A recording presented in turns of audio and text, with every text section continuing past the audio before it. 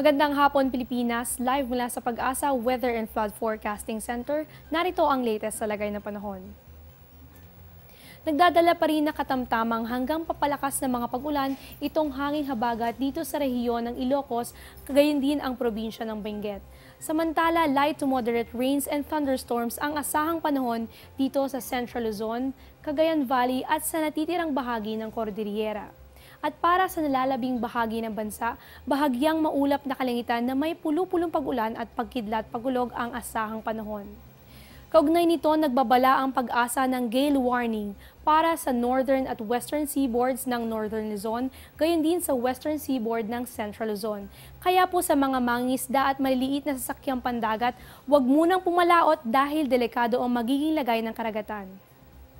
Samantala sa update ng Pag-asa kaninang alas 11 ng umaga, isang low pressure area ang panibago nating binabantayan sa labas ng Philippine Area of Responsibility. Namataan ito sa layong 1,910 kilometers east ng Baler, Aurora.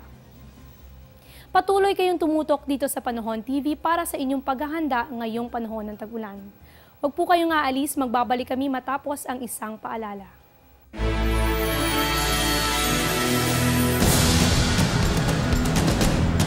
Mga dapat dalhin ngayong panahon ng tag-ulan. Laging magbitbit ng payong at raincoat. Magsuot ng waterproof na bota upang maproteksyonan ang paa sa baha.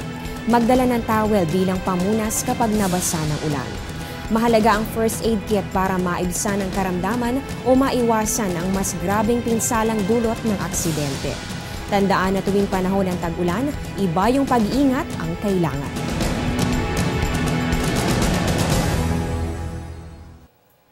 Maraming pamilya, lugar at kabuhayan ang muling sinubok ng epekto ng hanging habagat.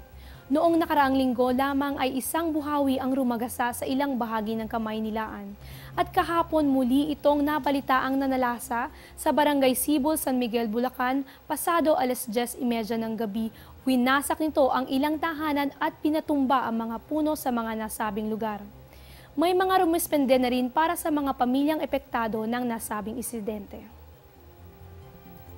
At yan muna ang latest mula dito sa Pag-asa. Ito ang Panahon TV kung saan walang pinipiling panahon ang pagbibigay impormasyon.